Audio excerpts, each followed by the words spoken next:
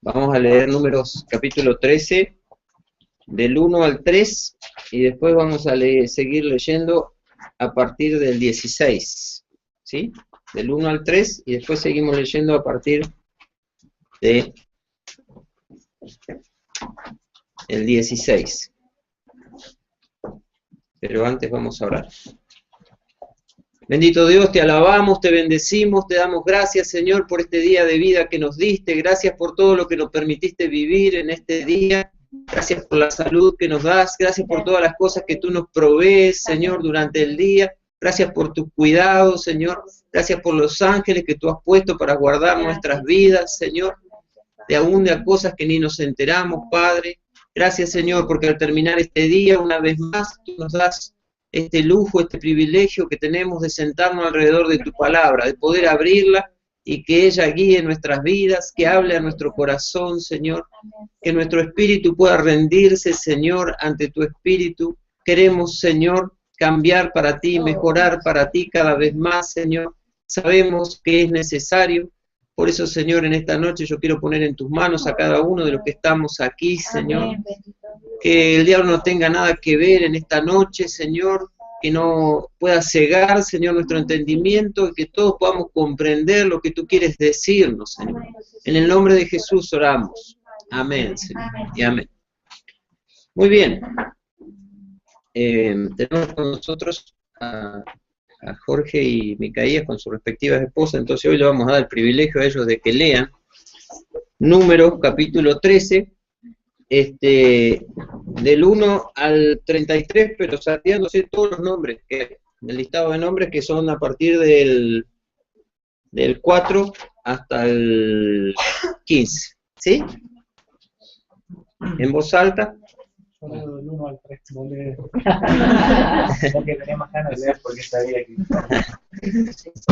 Dice, y Jehová habló a Moisés diciendo, envía tú hombres que reconozcan la tierra de Canaán, la cual yo doy a los hijos de Israel. De cada tribu de sus padres enviaréis un varón, cada uno príncipe entre ellos. Y Moisés los envió desde el desierto de Parán, conforme a la palabra de Jehová.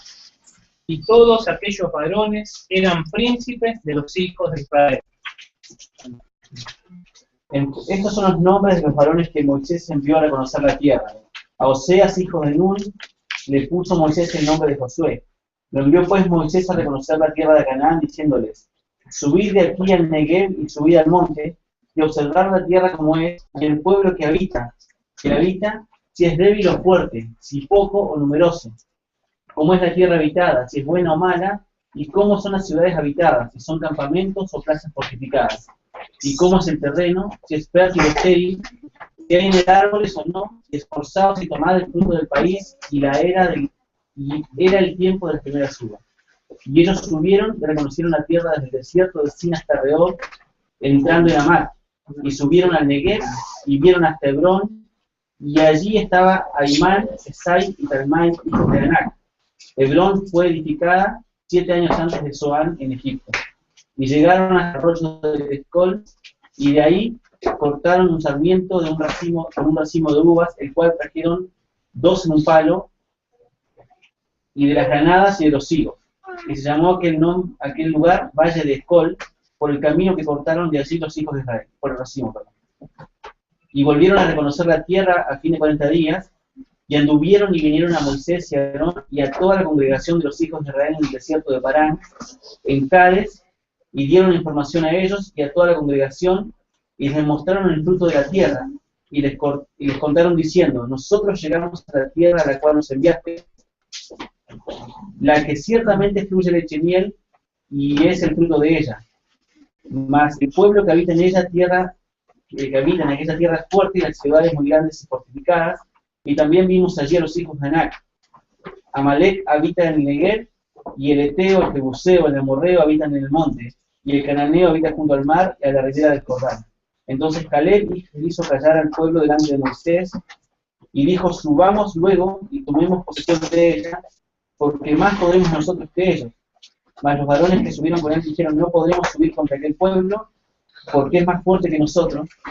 Y hablaron mal de los hijos de Israel, de la tierra que habían reconocido, diciendo, la tierra por donde pasamos para reconocerla, es tierra que traga a sus moradores, y todo el pueblo que vimos en medio de ella son hombres grandes de estatura. También vimos allí gigantes, hijos de Anac, raza de los gigantes, y éramos nosotros a nuestro parecer como langostas, y así le parecíamos a él. Muy bien. ¿Conocían la historia todos? Sí. De los 12 espías. ¿Sí? Es evidente que este era un momento clave en la historia. ¿Sí? En la historia del pueblo de Israel, este era un momento decisivo y clave. ¿Sí? Las circunstancias de nuestra vida transcurren en días apacibles, en días de espera, ¿sí? En días de preparación, pero hay días donde es clave lo que tenemos que hacer. Si no lo hacemos en ese momento, quizás no tengamos otra oportunidad de hacerlo, ¿sí? Es un día de decisiones. Y este era un momento que el pueblo de Israel venía esperando desde hacía mucho tiempo, desde que Dios le había prometido a Abraham que le iba a dar la tierra, esa tierra, ¿sí? De padres a hijos iban transmitiendo esta promesa que Dios les había dado de que le iba a dar la tierra. Y nosotros, como decimos muchas veces, no tenemos ni idea de lo que es esperar una cosa 400 años, ¿sí? Nosotros a veces no queremos esperar un año, 2 años, nos parece una eternidad, ¿sí? Cuando nosotros le decimos a los jóvenes que esperen para ponerse novios, le decimos, esperamos un par de años a tomar decisiones, no, un par de años, parece que voy a ser un anciano, ¿no? Dentro de un par de años. Pero el pueblo de Israel estaba esperando 400 años para que el Señor les dé la tierra, esa tierra, ¿sí? Y ¿qué pasa? Cuando llegan ahí a la entrada de la tierra prometida, ellos deciden hacer un relevamiento, ver la tierra, y para hacer un análisis, ¿sí? ¿Cuál era el mandato de Dios respecto de esta tierra? ¿Qué tenían que hacer ellos? Tomarla, ¿no era? Tomarla, poseerla, no tenían que ir a inspeccionarla, ¿sí? No tenían que ir a inspeccionarla, ellos tenían que ir y poseerla, entrar y poseerla, ese era el mandato de Dios. Pero ellos decidieron que se podría cumplir con lo que Dios decía de una forma más estratégica u original, y pensaron, bueno, quizás tenemos que ser ordenados y tenemos que ser cautelosos, ¿no? Y pensaron que era la voluntad de Dios de que uno así fuera, ¿sí? Eso también nos puede pasar a nosotros. Cuando Dios nos dice que tenemos que hacer una cosa y nosotros hacemos otra parecida y queremos aparentar de que estamos cumpliendo con lo que Dios nos dice. Entonces ellos iban a hacer una cosa parecida a toda la tierra, iban a inspeccionarla. Entonces mandan estos 12 espías. Los 12 espías eran 12 hombres, y estos 12 hombres eran distintos entre sí. Eran distintos como nosotros somos distintos, ¿sí? La semana pasada hicimos la encuesta del miedo, ¿se acuerdan? Para los que no saben, estamos viendo el taller del miedo, parte 2. Se perdieron la parte 1. Y en la parte 1 hicimos una encuesta de distintos tipos de miedo para ver a qué cosas nosotros le teníamos miedo. Y yo tengo los resultados de la encuesta, ¿sí? A ver si la encuentro por aquí. ¿Dónde tengo? Tengo tantas cosas. Los resultados de la encuesta.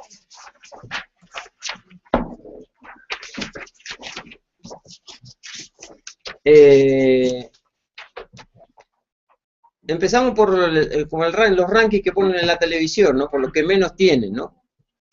Y había uno que le agregó abajo a los miedos que dijimos, el miedo a los perros. Así que entre todos los que estábamos el miércoles pasado, había uno que le tenía miedo a los perros. ¿Dos? Bueno. A la incertidumbre, había otro que le tenía miedo a la incertidumbre y se anotó. Y había otro que le agregó a la lista que teníamos el miedo al agua. ¿Sí? Generalmente el miedo al agua viene acompañado con un amor a los desodorantes. Si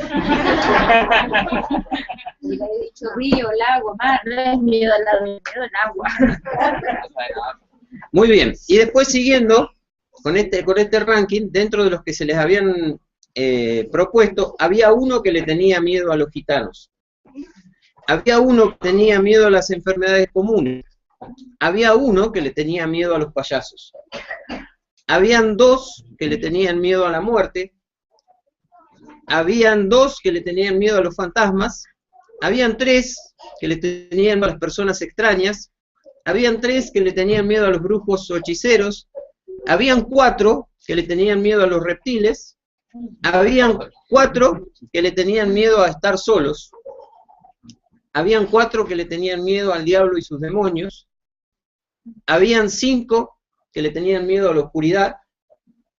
Habían seis que le tenían miedo al ridículo.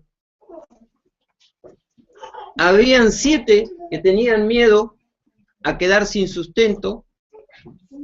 Habían siete sumados que le tenían miedo a las arañas, a las ratas, a las cucarachas y a los palotes. ¿Sí? Había 7 que le tenían miedo a las alturas. Habían 7 que le tenían miedo a las enfermedades incurables. ¿Sí? Habían 7 que le tenían miedo a las catástrofes.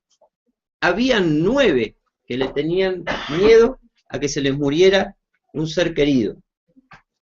9.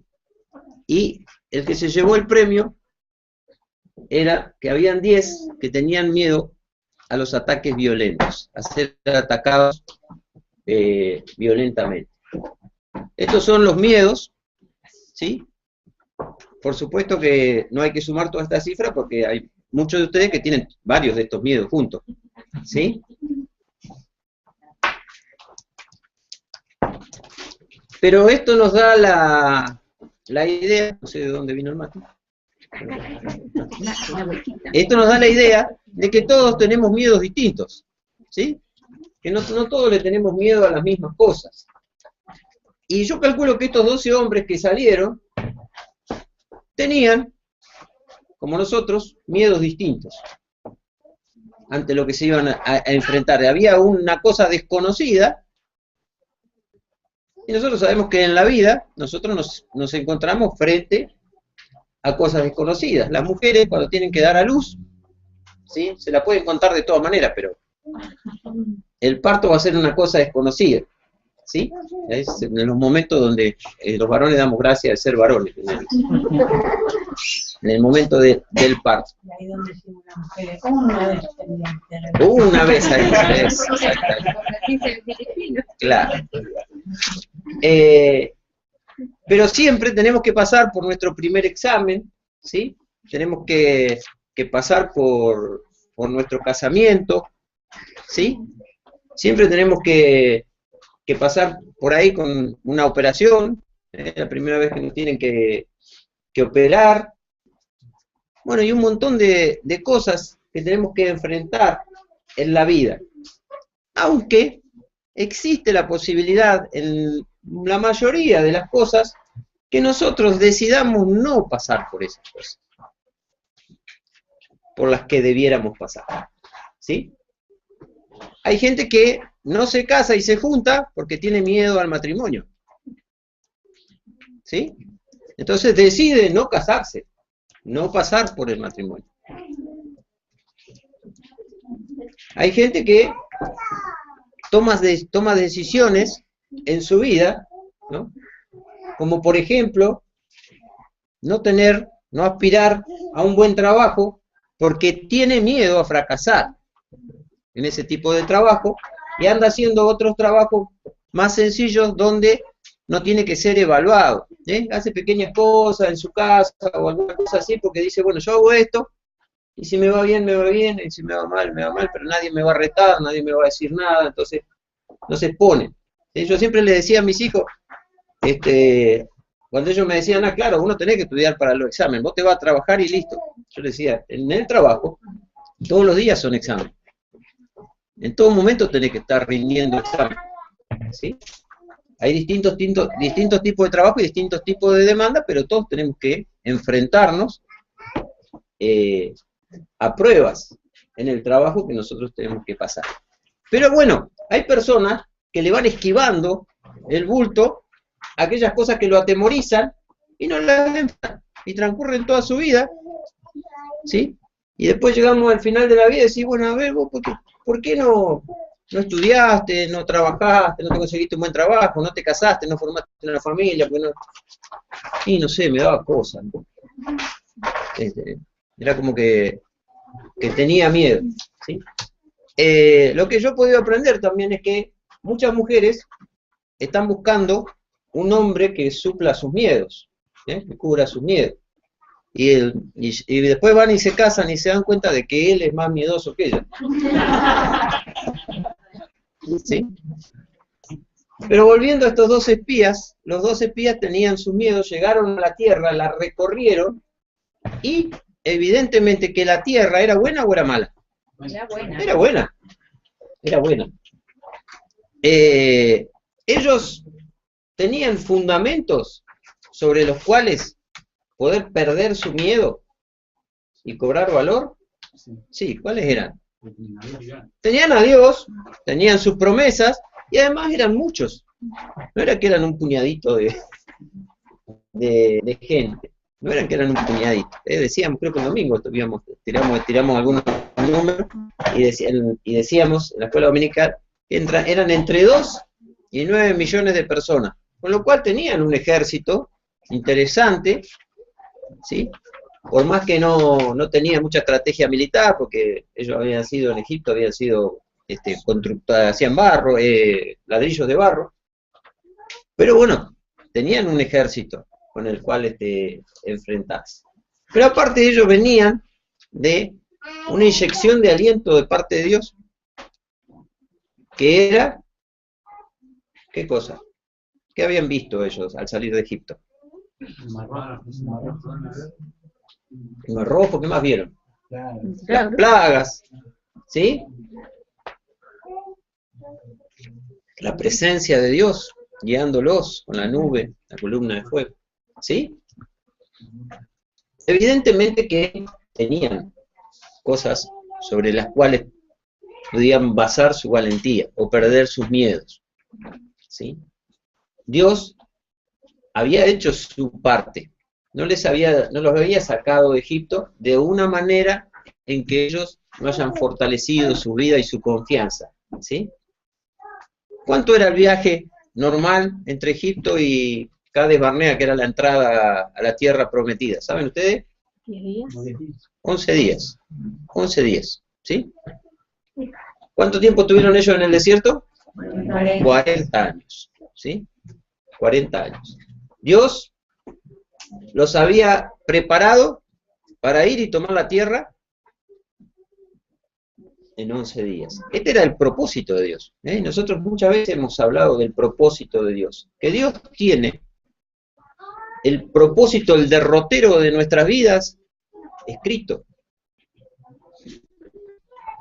El óptimo, el esperable, el por donde Dios querría que nosotros vayamos en nuestra vida. Y evidentemente que cuando nosotros cumplimos el propósito de Dios y hacemos lo que Él quiere, cuando Él quiere, ¿sí?, vamos a poder disfrutar de todo el propósito de Dios en nuestra vida. Pero como cuando a veces entramos en el plan B, ya hemos hablado muchas veces en este estudio del plan B, ¿no? Cuando entramos en el plan B, porque nos salimos del plan A, necesitamos recorrer, ¿sí?, recorrer todo un camino de vuelta, ¿sí? Estoy esforzándome en las últimas 24 horas, escuché 7 mensajes de grandes hombres de Dios y estoy tratando de que ninguno de esos se me meta en mi enseñanza. Pero bueno, uno de los pastores, el pastor Osvaldo Carnival, de la Iglesia Catedral de la Fe, nos habló acerca de esto. ¿A dónde hay que volver cuando vemos que estamos fracasando y que estamos fuera del propósito de Dios? ¿A dónde? ¿Cuál es el punto al cual tenemos que regresar en nuestra vida? Y bueno, y eso nos demanda un tiempo. Cuando nosotros decimos, mira, acá me salí del camino de Dios, y ahora tengo que volver. Es triste, es difícil. En mi vida me ha pasado.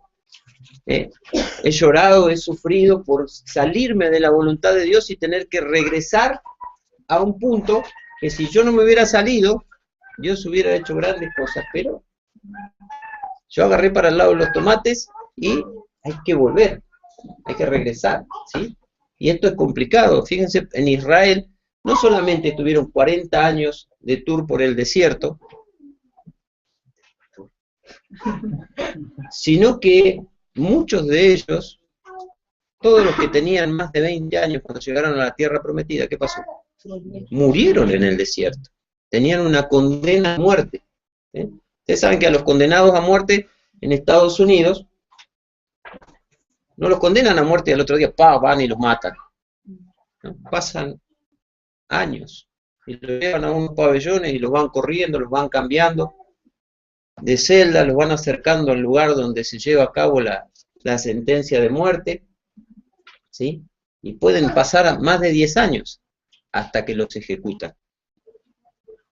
Pero ellos saben de que van a morir, ¿sí? Y el pueblo de Israel sabía esto, que Dios había determinado que ellos iban a morir en el desierto, ¿sí? Y todo se debió a que 12 hombres representativos, porque eran 12 hombres tomados de las distintas tribus, ¿sí? 12 hombres que representaban, ¿sí? Manifestaron sus miedos.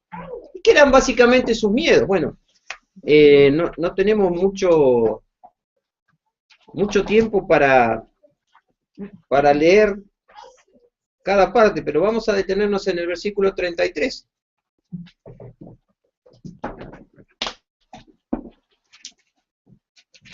Dice en el versículo 33 de Números 13, también vimos allí gigantes, hijos de Anac, raza de los gigantes, ¿sí? Y éramos nosotros, a nuestro parecer, como langostas, ¿sí? ¿Cuál es la clave del miedo? Nuestro parecer. Nuestro parecer. La clave del miedo es nuestro parecer, lo que a mí me parece. No lo que Dios dice, sino lo que a mí me parece. A mí me parece que me van a hacer pomada. A mí me parece que voy a fracasar. A mí me parece que esto lo tengo que hacer, pero no en este momento. ¿Sí? A mí me parece, y empiezo con los a mí me parece. ¿Sí? Y entonces estoy a oscuras, y entonces a mí me parece que hay algo peligroso en la oscuridad. ¿Sí? Algo hay. ¿Sí? A mí me parece que ese perro, aparte de ser perro que no me gusta nada, está endemoniado. ¿Sí? A mí me parece que en 30 centímetros de agua me puedo ahogar. Así que no me meto, ni cruzo, porque me contaron un caso. Nosotros teníamos a la abuela Teresa en la familia, que era la abuela de Miriam. Ella se sabía todos los casos de gente que se había muerto de la forma más, las 1000 maneras de morir. Ella se las sabía todas. No le dé el mate al nene, porque una vez un nene iba corriendo y la bombilla le salió por acá. Y así conocía todas las historias, ¿sí? Y entonces nosotros nos enteramos siempre de las cosas que salieron mal, ¿sí? Volvemos a las embarazadas. y empiezan, ¿no? Cuando las mujeres están embarazadas le empiezan a decir, porque no sabe lo que le pasó a fulana, lo que le pasó a Mengana, Nadie dice que en el mundo, en este momento, hay 7.000 millones de personas, ¿sí? ¿Qué fueron? Partos exitosos. 7.000 millones de partos exitosos que nacieron, ¿sí? Que nacieron, que están, y han nacido durante toda la historia y seguirán naciendo, ¿sí? Evidentemente que siempre al miedoso la derrota del otro le aporta más miedo, ¿sí? Y va formando su parecer, ¿sí? Va formando su parecer. Cuando estudiábamos Santiago hablábamos del hombre de doble ánimo y decíamos que el hombre de doble ánimo es inconstante en todos sus caminos. Y hoy hablamos de la inconstancia, cómo eran los inconstantes. ¿Se acuerdan que hicimos un estudio de cómo eran los inconstantes, cómo actuaban, cómo los podíamos detectar adentro de la iglesia? ¿Sí? Y el inconstante siempre tiene algo que le parece, ¿no? Recuerda que decíamos, no venía nunca a la reunión de oración en todo el año, pero un día llegaba y dice, a mí me parece que tendríamos que orar tomados de las manos. ¿No? No sé si ustedes estuvieron tomados de las manos alguna vez 1 hora y media con alguien, no es muy cómodo, ¿no? Depende de quién, dice el parecer de Gladys. El parecer de Gladys dice depende de quién, ¿sí? Pero algunos puede ser que 5 minutos puede ser una eternidad, ¿sí? Y otros no tan así. Pero siempre el inconstante tiene muchos pareceres, ¿sí? Va a la escuela dominical una vez al año y dice, no, a mí me parece que estas lecciones no tendrían que ser así, ¿sí? Y a mí me parece que el profesor tendría que ser otro, ¿sí? El que enseña tendría que ser otro. Y a mí me parece, ¿no? Y tiene un montón de pareceres. Bueno, y así es el inconstante también con sus miedos, ¿sí? Nuestra opinión, que nos hace diferentes, que nos hace únicos, ¿sí? También se hablaron en estos días, en este retiro del ADN de cada uno de nosotros. Nuestra opinión, que nos hace únicos, también nos juega en contra para poder cumplir con la voluntad de Dios. El pueblo de Israel, por el parecer de 10 hombres, se quedó 40 años en el desierto y millones tuvieron una pena de muerte. Porque 10 tipos tuvieron miedo y arrugaron. Y no le creyeron a Dios. No le creyeron a Dios, ¿sí? Bueno, todo esto del miedo viene a cuenta de que estamos estudiando Salmos y que estamos estudiando el Salmo número 91. Así que vamos al Salmo 91.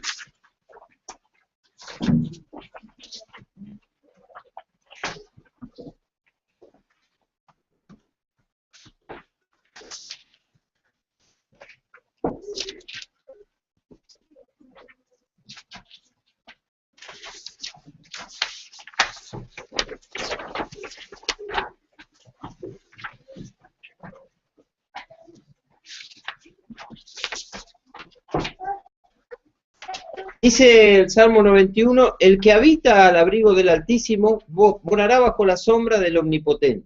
Diré yo a Jehová, esperanza mía y castillo mío, mi Dios en quien confiaré. Ya dimos algunas pautas de este Salmo, que no sabemos quién lo escribió, que probablemente haya sido Moisés, porque los judíos le atribuían el Salmo al que había escrito el anterior, y el anterior lo había escrito Moisés. Por el estilo de la escritura, también se parece mucho a lo que Moisés escribía. Y dijimos que este salmo ha sido, por milenios, de fortaleza para todos los cristianos. Dijimos también que es un salmo escrito para los peligros reales, ¿sí? Y también para los temores. Dijimos también que la mayoría de nuestros temores jamás se convierten en peligros reales. Son simplemente temores, la gran mayoría de nuestros temores nunca se concretan en un peligro real. ¿Sí? Nosotros podemos vivir atemorizados de que nos entre un ladrón a la noche a robar toda la vida. Y puede pasar que en toda la vida ningún ladrón se le ocurra entrar en nuestra casa a robar. Y así existen un montón de peligros de los cuales nosotros nos cuidamos. Bueno, podemos llegar a la conclusión como el chiste de los elefantes, ¿no?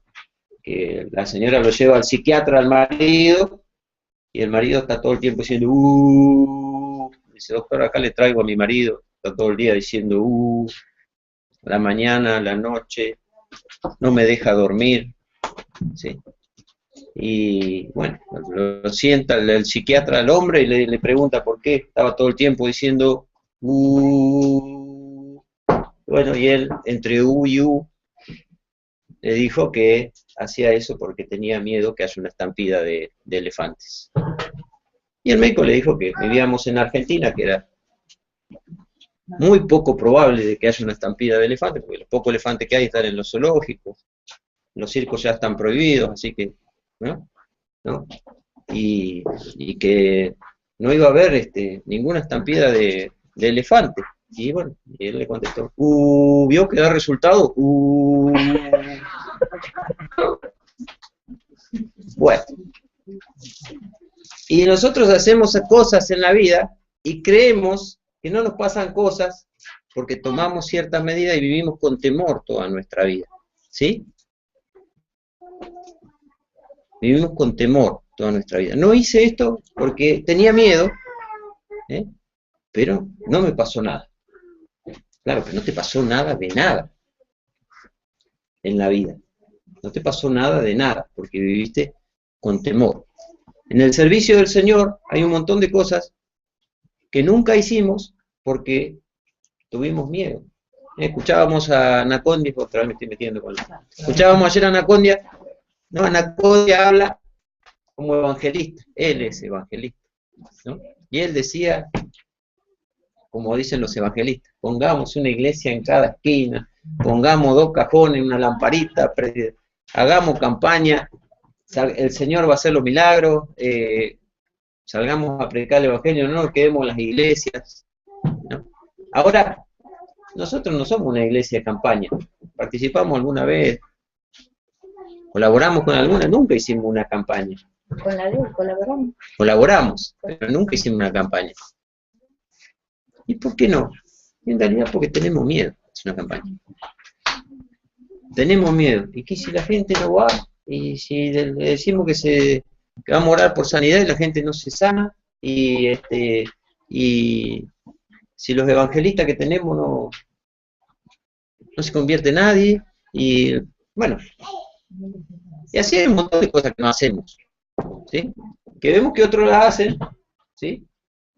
Y decimos, claro, pero esto, la gente se convierte, después los dejan ahí, nacen y después abandonan a los bebés y qué sé yo. Bueno, pues nosotros estamos recontra capacitados para criar bebés espirituales, porque somos unos capos de discipulado, de enseñanza, qué sé yo, pero no tenemos los bebés espirituales porque no hacemos campaña, ¿sí? Criticamos a lo otro, pero no lo hacemos nosotros. Y una de las razones es esa, porque tenemos miedo a fracasar, ¿sí? Ahí está Gladys pidiendo a gritos, llorando y orando, hace no sé cuánto, para que empecemos a trabajar en las 500 viviendas, ¿no? Qué barrio, qué peligroso, cuántas cosas hay en ese barrio, ¿sí? Es un barrio muy difícil. Necesitamos que el Señor levante obreros para trabajar en las 500 viviendas. Sabemos, yo sé que el Señor va a bendecir nuestro trabajo, ¿sí? Va a bendecir nuestro trabajo, ¿sí? Pero es más fácil ir a otros lados, seguro que es más fácil, ¿sí? Donde hay menos peligro. Pero el Señor nos está diciendo, no, pero para allá tienen que ir a las 500 viviendas. No, pero a 260 ya las conocemos, Cervantes está lindo, y vamos, tenemos que ir a otros lados, ¿sí? Pero bueno, tenemos que cobrar el valor para cumplir con toda la obra de Dios, tenemos que cumplir con eso, ¿sí? Entonces este salmo no solamente habla de peligros reales, sino de temores. Nosotros lo usamos y lo aplicamos más en nuestra vida para los temores y menos para los peligros reales. ¿Sí? Lo usamos más para los temores que para los peligros reales. Usarlo al revés. Y hay que usarlo al revés. Ya, está escrito para otra cosa, está escrito para los peligros reales, más que para los temores. Entonces la gente que espiritualiza todo, de alguna manera tiene una forma errónea de interpretar lo que dice. Muy bien, tiene una idea errónea de cómo interpreta el Salmo, y la mayoría tienen una idea errónea de cómo usar el Salmo. Esto ya hemos hablado muchas veces. Pero uno lo lee y lo mira, yo cuando lo leo lo miro a la actualidad ahora, para mi vida, en el momento que estoy viviendo. Muy bien, pero los aplicás para tus temores, para los temores que vos tenés, menos Sí. que para los peligros reales. ¿Sí? Sí, Claro, sí. es así. Y muchos cristianos ni siquiera lo leen. O lo recitan de memoria, o ni siquiera lo recitan de memoria. Para Lo tienen cerrar abierto, Biblia la Biblia abierta en el Salmo 91. Para cerrar la reunión leen el Salmo 91. Sí, pero mientras que lo lean más o menos pasa. Pero muchos lo tienen abierto, y yo he ido a muchas casas y está la Biblia abierta arriba de la mesita de luz, cuando vamos a orar por algún enfermo, llegamos a la habitación, ahí está la Biblia abierta en el Salmo 91. ¿Para qué? No sé, ¿sí? Porque una pata de conejo queda feo. ¿Sí? Bueno, bíblico. Entonces, ¿qué puede ser más bíblico que una Biblia? Hay muchas cosas que pueden ser más bíblicas que una Biblia que no se lee, ¿sí? Y que está puesta y alguien cree que por tener la Biblia va a tener la protección de Dios. Los judíos estuvieron convencidísimos de que nunca nadie los iba a vencer, ni se los iba a llevar a otro país, ni iban a arrasar el país, ni nada, porque ellos tenían el templo, ¿no? Y ellos decían, templo de Jehová, templo de Jehová, templo de Jehová es este, y ellos decían, nosotros tenemos el templo, en el templo está la presencia de Dios. Nosotros somos los guardianes de la presencia de Dios, como si Dios necesitara algún guardián, ¿sí? Dios está entre nosotros, ¿quién nos va a poder vencer? Nadie, decían ellos. Vinieron, se afanaron todo lo del templo, lo destruyeron, ¿sí? Los deportaron y se dieron cuenta tarde de que estaban equivocados. Que Dios en ningún momento quiere que nosotros nos aferremos a algo material. Y la Biblia, aparte de esa palabra de Dios, si la leemos, es una cosa material, ¿sí? Es una cosa material. Si usted junta más o menos entre 10 y 15 Biblias, le sirven para apretar un matambre, para dejarlo planito, ¿sí? Puede servir. Sirve también para llenar los estantes de la biblioteca. Yo tengo varios estantes llenos de Biblias. Pueden cumplir una función material, pero si yo no la leo, no tiene ninguna función espiritual para mí. Y fíjense que el Salmo comienza diciendo, el que habita el abrigo del Altísimo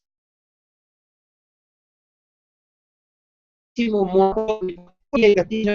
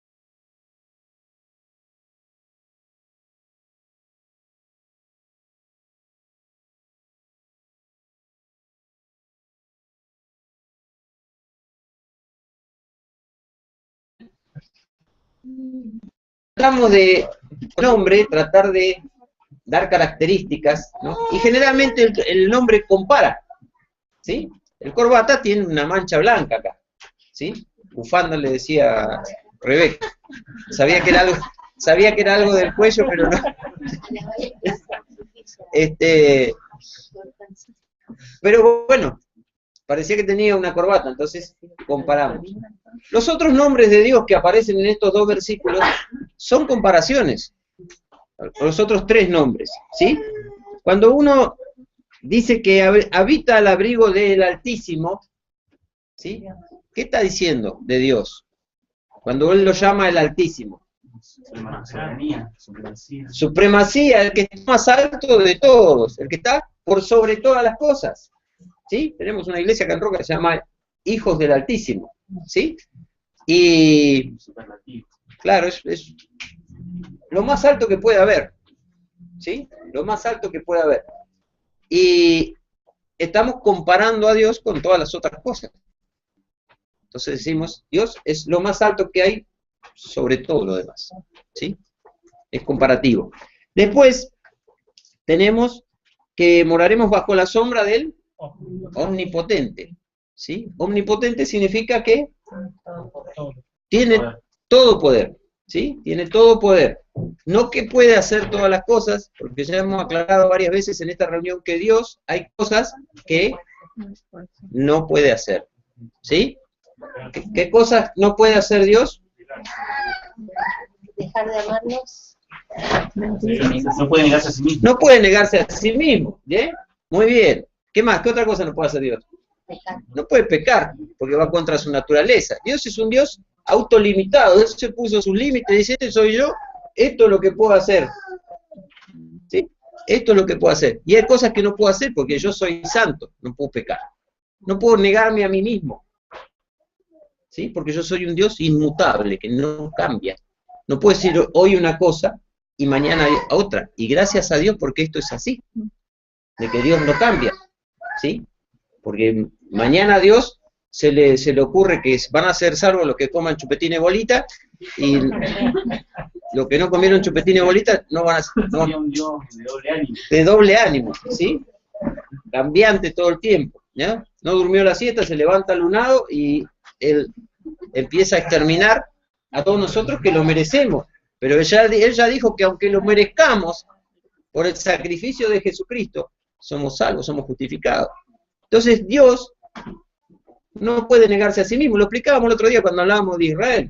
Esto que todos quieren hablar de Israel y opinar acerca de Israel y la guerra de Gaza y qué sé yo. ¿Por qué Dios está con Israel? ¿Porque los de Israel son fenómenos, son buenitos, son buena gente? No, porque Él dijo que lo iba a bendecir y no puede volverse atrás, lo tiene que bendecir. Es así. Es así.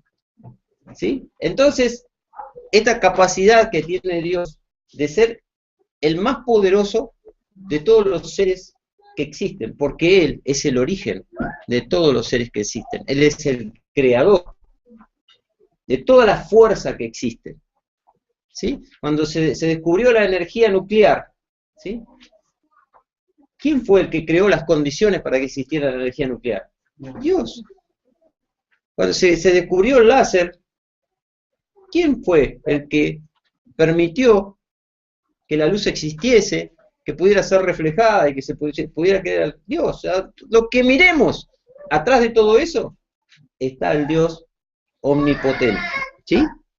Después dice que, después está Jehová, que ya sabemos qué es, y dice, mi Dios, ¿sí? Y acá usa uno de los nombres más comunes que aparecen en el Antiguo Testamento acerca de Dios, que es Elohim. Elohim, ¿y qué significa Elohim? ¿Alguien sabe? ¿Debería ser los tres? O sea, ¿ya hacen los tres? No. No, el Señor. Claro, el Señor, ¿sí? El Señor. Estos nombres de Dios, todos hablan acerca de lo que Dios es, ¿sí? Ahora, volvamos a nuestros miedos. Nuestros miedos, ¿dependen o no dependen del concepto de Dios que nosotros tengamos? Sí, Sí, sí. dependen del concepto de Dios que nosotros tengamos. Dependen del concepto de Dios que vos tengas. Así van a ser tus miedos. Porque sin fe es imposible agradar a Dios. Porque es necesario que el que se acerca a Dios crea que le hay, ¿sí?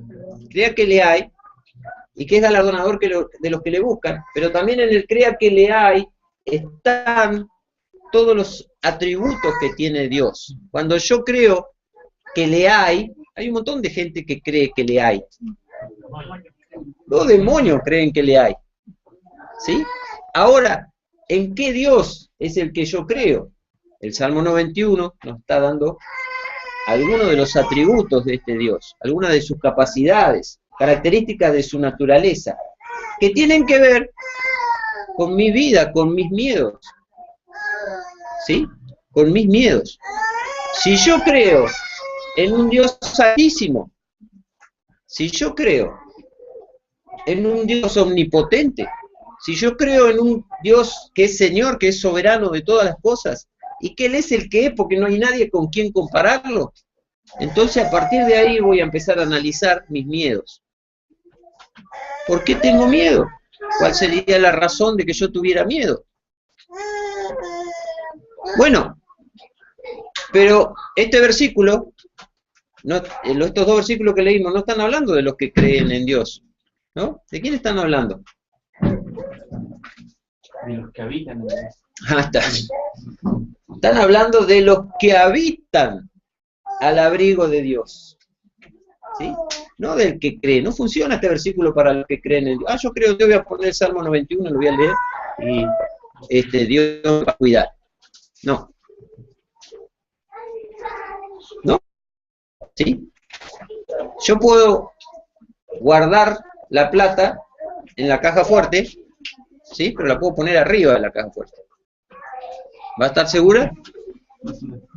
No. ¿Sí? ¿A un costado de la caja fuerte? No. Es más, la puedo poner abajo de la caja fuerte, pero puede venir alguno medio polenta, levantar la caja y sacar la plata. ¿A dónde tiene que estar?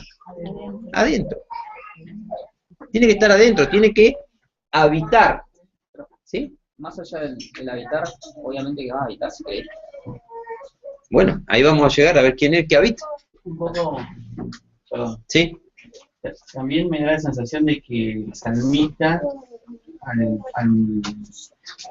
mencionar estos atributos de Dios, está reconociendo sus propias limitaciones, porque probablemente cuando él habla del Altísimo es porque se siente demasiado bajo, o cuando habla del Omnipotente es porque se siente incapaz, o porque se sabe incapaz en realidad. Y eso también tiene que ver, porque a veces nosotros tenemos miedo porque nosotros enfrentamos las cosas. Pero para deshacernos de esos miedos tenemos que empezar a dejar que Dios enfrente las cosas por nosotros, pero para eso tenemos que reconocer nuestras incapacidades. Muy bien, muy bien. Pero para que todo esto pase,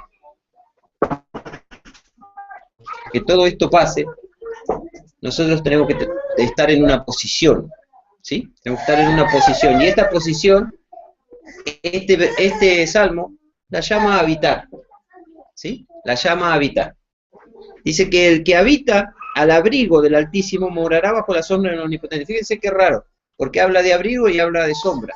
El abrigo es para cuando hace frío, y la sombra cuando hace calor. ¿Sí? Bueno, generalmente esa es la razón por la cual nosotros tenemos viviendas, ¿sí?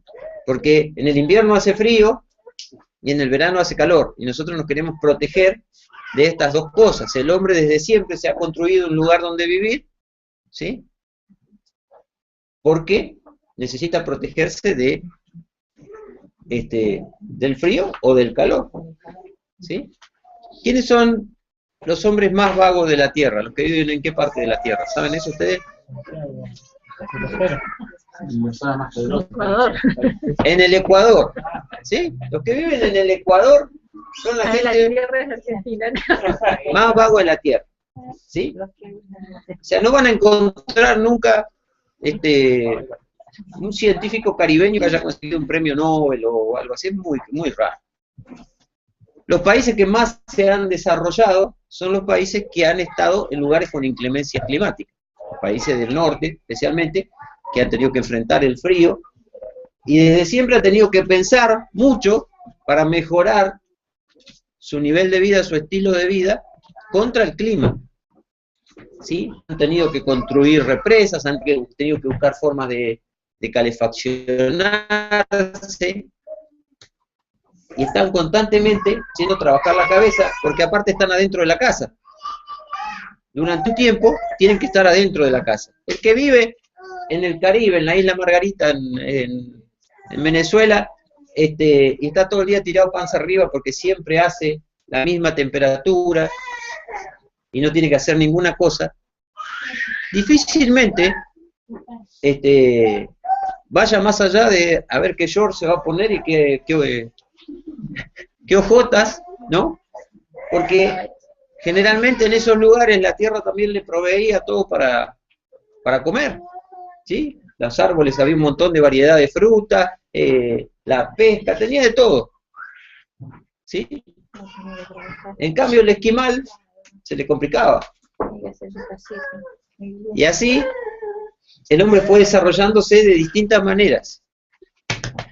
Ahora nosotros, dice que habitamos al abrigo del Altísimo, ¿sí? Porque necesitamos esto, necesitamos abrigo y necesitamos sombra. Hay algo que nos quiere agredir, ¿sí? Y nosotros necesitamos habitar al abrigo del Altísimo. Ahora, ¿con quién habitamos habitualmente? ¿Con quiénes habitan ustedes? Con la familia. Habitan con la familia, ¿sí? Habitan con la familia. Estamos con la familia. Estamos en el lugar donde están aquellos que, esto tendría que ser por lo menos la teoría, de acuerdo a la palabra de Dios, los que quieren nuestro bien, ¿sí? Que es nuestra familia. Estamos en el lugar donde están los que quieren nuestro bien. Vivimos, nacemos en un lugar donde están nuestros progenitores, que de acuerdo a la palabra de Dios, ellos son los quienes nos tienen que cuidar y de proveer todo lo que necesitamos, ¿sí? Ahora, el Salmo 91 dice que el que habita al abrigo del Altísimo, o sea, que el que se va a vivir a la casa de Dios, el que se va a vivir con Dios, y el que pasa a formar parte de la familia de Dios, ¿sí? Va a tener beneficios de protección. Va a tener beneficios de protección. Estos beneficios de protección son para aquellos que han tomado la decisión de irse a vivir y de formar parte de la familia de Dios. No son para cualquiera. No son para cualquiera, ¿sí? Esto volvemos a repetir, los salmos no son fórmulas mágicas para que cualquiera los aplique y diga, yo leo este salmo y automáticamente voy a obtener los beneficios que este salmo dice otorgar. ¿Por qué? Porque como toda promesa de Dios, siempre viene con una condición. La condición es habitar, morar, ¿sí?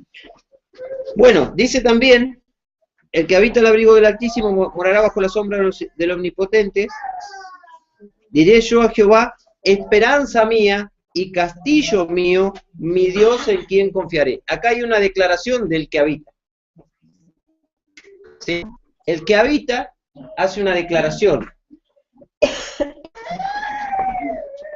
¿sí?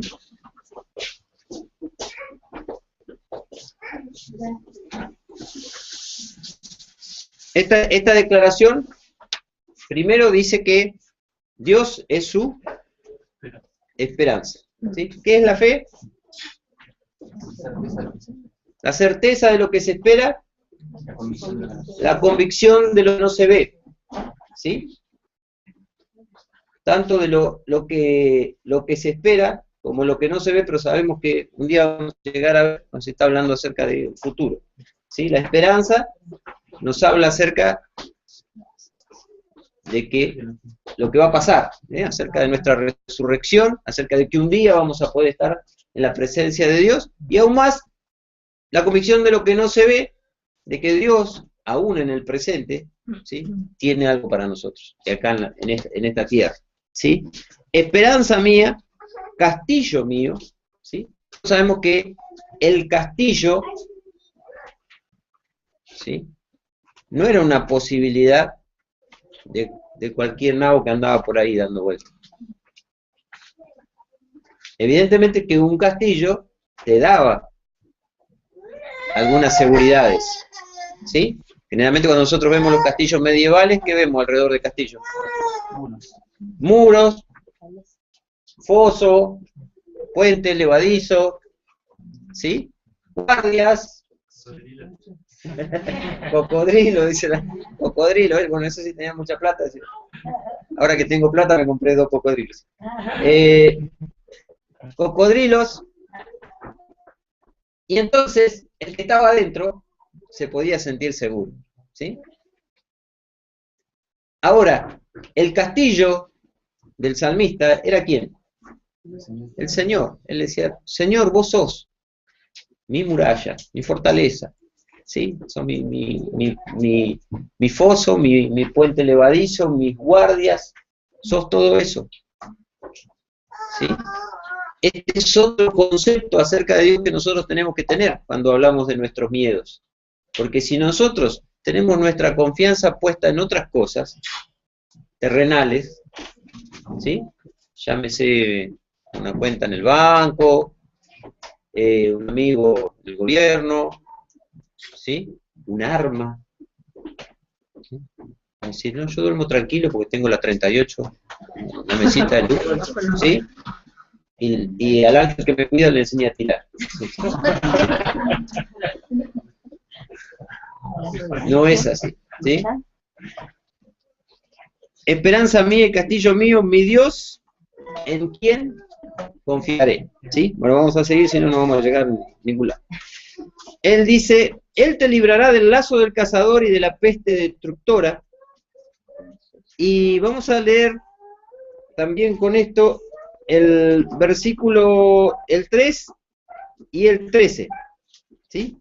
El 13 dice, sobre el león y el aspid pisarás, hollarás al cachorro del león y al dragón, ¿sí? Es muy difícil encontrar en el Antiguo Testamento a Satanás. Difícil, ¿sí? En persona. Es difícil. Ustedes vieron que hay personajes que dejan un montón de cosas, pero nunca aparecen, ¿sí? En todos los ámbitos. La política, en todos los ámbitos, ¿sí? O sea, por ejemplo, en la provincia de Río Negro ahora se están dando un montón de cambios políticos. Nosotros sabemos que hay unos personajes que están atrás de todos esos cambios que no figuran en ningún lado, ¿sí? Bueno, Satanás en el Antiguo Testamento así. Estaba en la mente del pueblo judío, del judío piadoso, ¿sí? Estaba en la mente de David, estaba en la mente de Moisés. Moisés se había enfrentado con los personeros de Satanás, que eran los sacerdotes de Faraón, ¿sí? Los fundadores de la hermética y de todo el movimiento satanista que hay en el mundo hoy en día, y todo lo que tiene que ver con la magia negra y la hechicería y todo esto, ¿sí? Con Hermas, ¿sí? Algún día vamos a hablar de estas cosas, pero todo había comenzado ahí. Moisés sabía quién era Satanás. David sabía quién era Satanás. Los profetas sabían, ¿sí?, que habían fuerzas espirituales de maldad, ¿sí? Pero es muy difícil que nosotros los encontremos con todas las letras en el Antiguo Testamento. En este Salmo encontramos estos 2 versículos que dice que Él nos va a librar del lazo del cazador, ¿sí? En el pueblo de Israel en aquel tiempo, para cazar, especialmente las aves, se utilizaban las crines del caballo, se ataba un palito, esté firme, una crin de un caballo, se le hacía un lazo y se dejaba ahí, donde uno sabía que los pájaros, las aves, ¿sí?, las martinetas, las perdices, todo eso iban a comer, y cuando la martineta o la perdiz pisaba en ese lugar, la codorniz, se cerraba el lazo, y una vez que se cerraba la crin del caballo, una vez que cierra el lazo, no se vuelve a abrir, y quedaba agarrada ahí. Entonces el cazador, ¿qué hacía? Ponía los lazos, y después al otro día venía a cosechar codornices, ¿sí? Una, dos, la charlamos. Y el lazo del cazador es una amenaza que nosotros no vemos, que puede estar en los lugares habituales a nosotros, donde nosotros vamos, ¿sí? Y por esto entendemos que este salmo puede bien hacer referencia al diablo, al que quiere el mal de nuestra vida, al que quiere hacernos caer, al que quiere hacernos tropezar, al que quiere en nuestros movimientos habituales atraparnos, ¿sí? Cuando nosotros estamos distraídos, con la guardia baja, en lo habitual nos atrapa y nos arruina la vida y caemos, ¿sí? Se puede decir que librará de las trampas del diablo. Te librará de las trampas del diablo, ¿sí? Y ya el versículo 13 habla de otras cosas, ¿sí? Y habla de bichos peligrosos, el león, el aspid, ¿sí? Una víbora venenosa, una serpiente venenosa. Y después habla del dragón, ¿sí?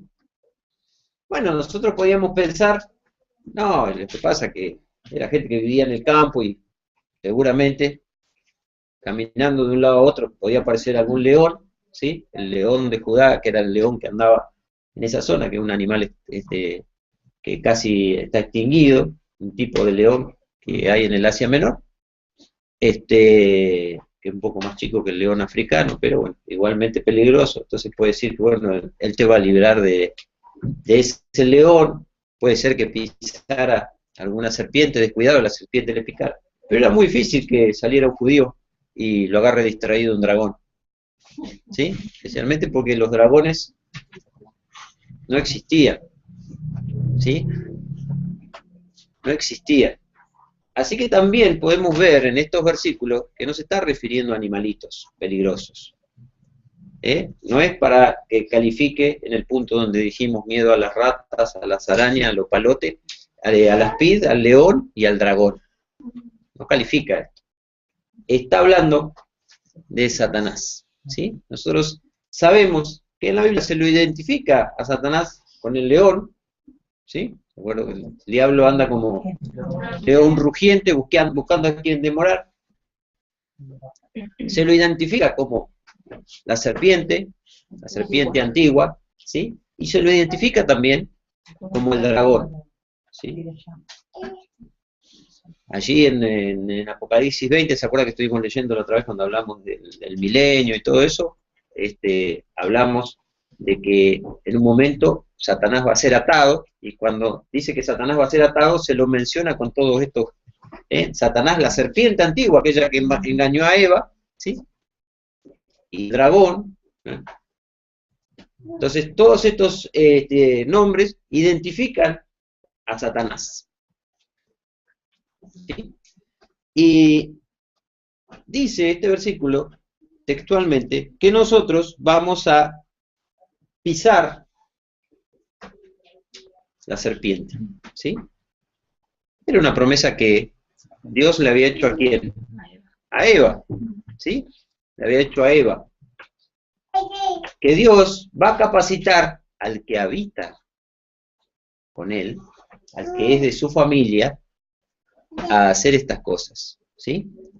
Esto no quiere decir que nosotros tenemos que dejar de cantar salmos y empezar a hacer canciones donde dice que nosotros pisamos a Satanás, ¿sí? Esto de que lo tengo pisado debajo de mis pies y qué sé yo, me parece una fanfarronería, ¿sí? Que no se condice con los miedos de los mismos creyentes que cantan estas cosas. Generalmente no se condice, ¿sí? Porque donde aparece un endemoniado, Toma tu maleta. sí, Toma eso. tu maleta. Sí, yo diría que no metamos en ninguna canción, hagamos de la del Antiguo Testamento, ¿sí? Aunque no lo veamos, sabemos que siempre está, pero dejémoslo afuera de nuestras, Nuestro culto. de nuestro culto, ¿sí? De nuestro culto.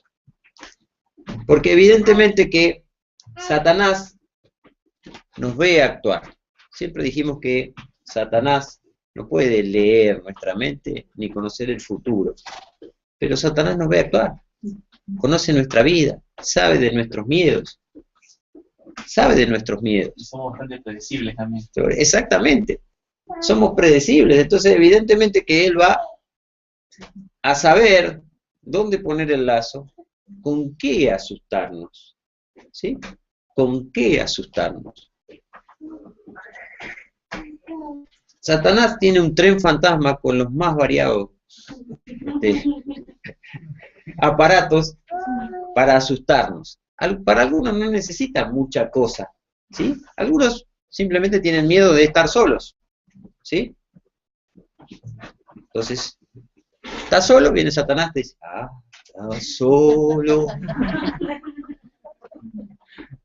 Nunca más vas a estar con nadie. Nadie te quiere. Nadie te quiere.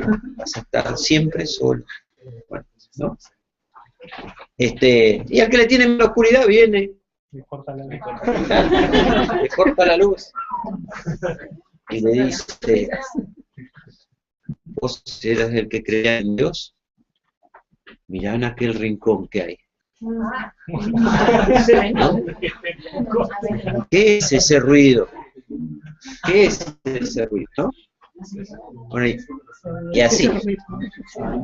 Ese ruido no se lo debió ser apagado. No. Muy bien. Satanás tiene muchas formas de infundirnos temor. Pero generalmente, como pasa siempre en la vida cristiana, Satanás no tiene que esforzarse mucho, porque nosotros mismos alimentamos nuestros miedos. Yo conozco un montón de cristianos que se la pasan viendo películas de terror, con zombies, vampiro, casa embrujada, exorcismo, ¿no? Ven todo esto. Y no solamente lo ven, sino que fuerzan a algunos que no lo quieren ver a verlo. Eso también lo he visto. Me dice, ¿cómo va a tener miedo? No, te quedás ahí ahora. No te tapé los ojos. Bueno, claro. Entonces, evidentemente que Satanás tiene todo un equipo trabajando para él. Y nosotros no tenemos que contribuir a estas cosas. Usted no va a aprender nada de cómo echar fuera demonios mirando El Exorcista, ¿sí? Porque exorcismo y liberación no tienen nada que ver, ¿sí? Pero le fue mal al exorcista. Por eso. Pero eso no va a aprender nada. Yo no sé porque no la vi. Vos que la viste 4 veces. Bueno, créele. Lo que pasa es que en ese tipo de películas hasta te hace dudar muchas veces de tu fe, porque exactamente. Como si fue un caso real, si el cura, entonces los católicos son tan cristianos. No, por eso yo lo primero que dije, estos no saben nada. Bueno. Casi salió exorcizado el cura. Evidentemente entonces que Satanás conoce nuestros miedos, que él, dentro de sus propósitos de hurtar, matar y destruir, él quiere destruir nuestra paz. ¿Sí? Él quiere minar nuestra fe.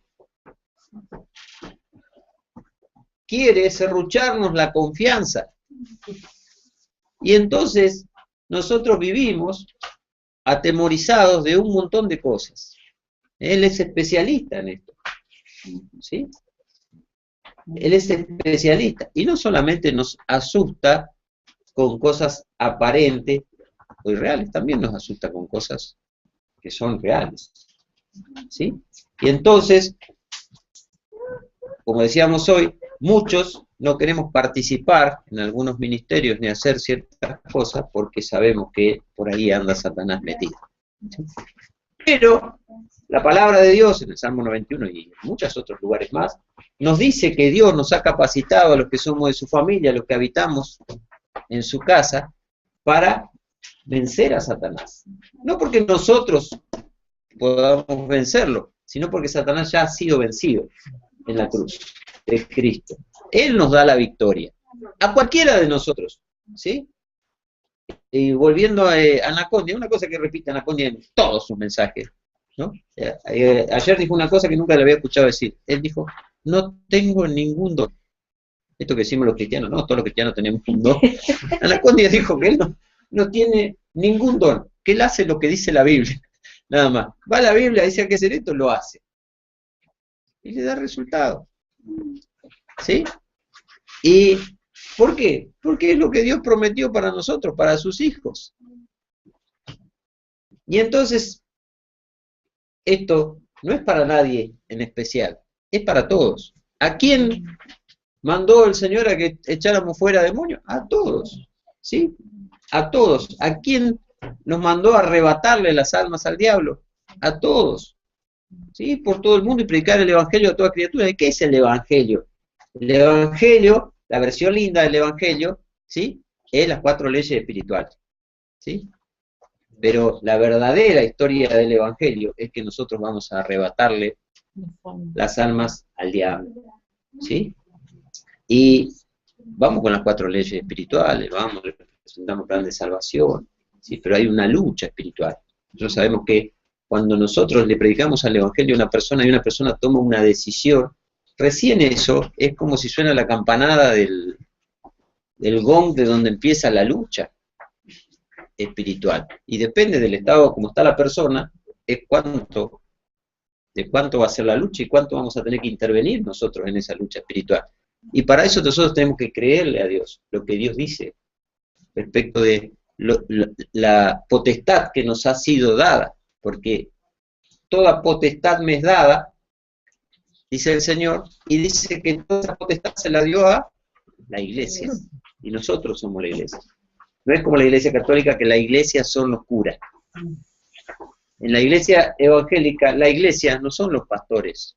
Hoy había 500 pastores en la reunión donde nosotros estamos, pero esa no era la iglesia. Eso eran los pastores, ¿sí? Una parte de la iglesia, ¿sí? Esos pastores representaban a miles y miles y miles de cristianos a los cuales Dios le dio la potestad de hacer estas cosas, ¿sí? Muy bien, vamos a un solo temita más, porque ustedes saben que ya después de esto se acabó el Salmo 91 y vamos a otro salmo, porque no podemos detenernos. Dice acá, en el versículo 14, por cuanto en mí ha puesto su amor, yo también lo libraré. ¿Sí? Condición para que Dios nos libre. Tenemos miedo. ¿Sí? Tenemos miedo. La mayoría de nuestros miedos son infundados. Son de peligros que no nos van a ocurrir. Pero hay peligros que sí nos van a ocurrir. Hay peligros a los cuales nosotros tenemos que enfrentar. ¿Sí? Peligros reales. Y de esos peligros Dios nos dice que nos va a librar. Esos peligros. ¿A quiénes? Según este versículo. A los que han puesto su amor en Dios. ¿Sí? Los que han puesto su amor en Dios. Pero lamentablemente esto no es una novela de las 5 de la tarde. No tiene nada que ver con Señor, yo te amo, yo soy de mi amado y Él es mío, su bandera sobre mí es amor, ¿no? No tiene nada que ver con esto. Porque el Señor Jesús dijo, si me amáis, guardad mis mandamientos. ¿Sí? El amor, esta novela que nosotros tenemos con nuestro esposo, con quien nos vamos a casar cuando venga, nosotros somos la esposa, la iglesia, nosotros nos vamos a casar con él cuando él venga, la boda del Cordero, pero este amor solamente se demuestra con obediencia, ¿sí? Con obediencia. Los miedos se acrecientan en mi vida cuando pasan dos cosas. Cuando hay falta de fe, eso determina quién es mi Dios, ¿sí? ¿Quién es mi Dios? Porque si yo creo en un Dios chiquitito, ¿sí? Ese Dios no me va a quitar ningún miedo. Ahora, si yo creo en el Dios de los versículos 1 y 2 del Salmo 91, entonces ahí sí. Los miedos tienen que ver con mi fe y tienen que ver con mi obediencia. Si yo soy un tipo o una tipa, discúlpenme los términos. Si yo soy un tipo o una tipa que desobedezco a Dios, que soy un desobediente consciente de mi desobediencia, ¿voy a ser más o menos miedoso? Más miedoso. Si yo sé que estoy en offside, ¿no? Fuera de juego, con Dios. Estoy haciendo las cosas que no tengo que hacer, ¿sí? A conciencia, estoy desobedeciendo a conciencia. Mi vida va a estar llena de temor. Es así, esa es la realidad. ¿Sí? El principio de la sabiduría es el temor de Jehová. Y el temor de Jehová se ve en la obediencia. ¿Sí? El perfecto amor echa fuera el temor, y el temor se va cuando hay obediencia. ¿Sí? Es todo, no es un juego de palabras, es una fórmula perfecta que Dios ha inventado para que nosotros nos relacionemos con Él. Vamos a leer en Levítico el último pasaje.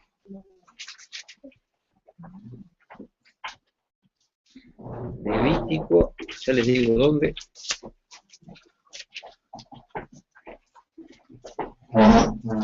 Capítulo 26, Levítico, capítulo 26.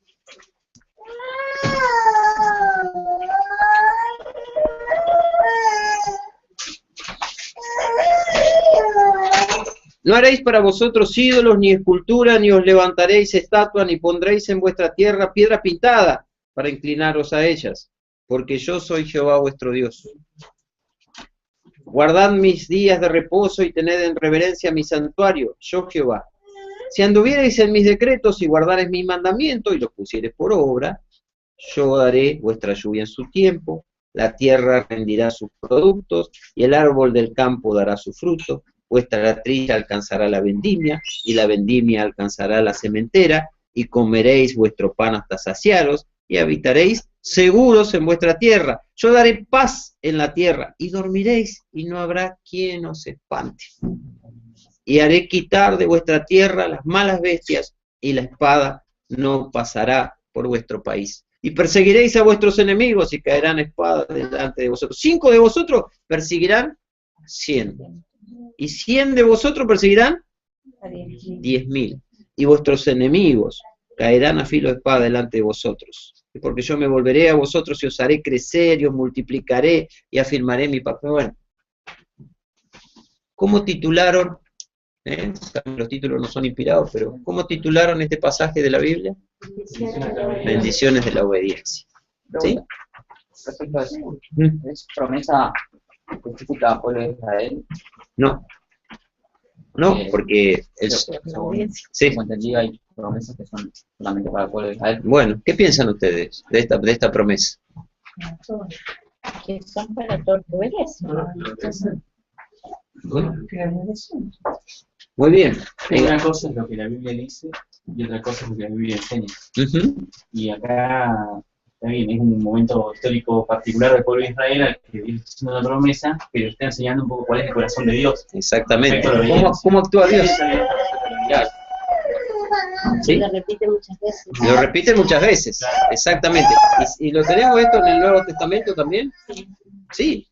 Sí, es algo que el Nuevo Testamento también lo confirma. ¿Sí? Que el que edificó su casa sobre la roca, el que está seguro es ¿quién? El que escucha la palabra de Dios y la obedece. ¿Sí? El que escucha la palabra de Dios y la obedece. Entonces, evidentemente que nuestros miedos están íntimamente relacionados con nuestra obediencia. Si nosotros no dormimos tranquilos porque estamos llenos de temores, ¿sí? Es que no estamos obedeciendo. Dijimos que el miedo entró al mundo el mismo día que el pecado entró al mundo, por una desobediencia. ¿Sí? El primer miedo, ya no me acuerdo cómo se llamaba, el miedo a que lo vieran a uno desnudo. ¿Se acuerdan que leímos los distintos tipos de miedo el miércoles anterior? Pero el primer miedo que tuvo Adán, ¿sí?, le vino justamente por desobedecer el único mandato, ¿sí?, el único mandato que Dios le había dado. La desobediencia trajo temor. Si nosotros estamos viviendo con miedo, revisemos nuestra fe, en qué Dios creemos, y revisemos nuestra obediencia. ¿Cuánto estamos obedeciendo a lo que Dios dice? Porque ahí vamos a encontrar la razón de todos nuestros miedos. Ahí están nuestros miedos, ¿sí? No tiene que ver esto con falta de oración, no tiene que ver con el ayuno, no tiene que ver con la asistencia a la iglesia, ¿sí?, sino que tiene que ver con algo mucho más grave. ¿Tengo la fe suficiente para agradar a Dios? Decía Santiago, ¿tenés la fe suficiente para ser salvo? ¿Tenés obras? A ver, ¿dónde están las obras? ¿No la tenés? Por su fruto lo conoceréis, decía el Señor. ¿Sí? La fe que salva es una fe que produce en nosotros un estilo de vida, un tipo de vida. Entre esos, un ADN, ¿sí? Entre esos está una vida sin miedo, ¿sí? Una vida sin miedo. El cristiano es el que vive sin miedo, aunque vengan degollando, ¿sí? Es el que vive sin miedo, aún en los momentos de peligro real. ¿Por qué? Porque confiamos en nuestro Señor. Sabemos que en la venida del Señor, ¿sí?, por más que las predicaciones la pinten de la mejor manera, ¿sí?, en los tiempos cercanos a la venida del Señor, ¿sí?, va a haber un reinado del miedo, del terror. Nosotros tenemos que prepararnos para eso. Ahora que vivimos con miedos virtuales, infundados, ¿sí?, aferrarnos a nuestro Dios de tal manera para prepararnos para cuando vengan los peligros reales, ¿sí?, y confiar en Él. Y eso nos va a diferenciar de los demás, porque cuando nosotros tengamos que dar testimonio a la gente que vive con miedo en todos los lugares donde nos movemos, ¿no?, y tengamos que decir por qué nosotros no tenemos miedo, ahí vamos a decir en qué Dios creemos, quién es nuestro Dios.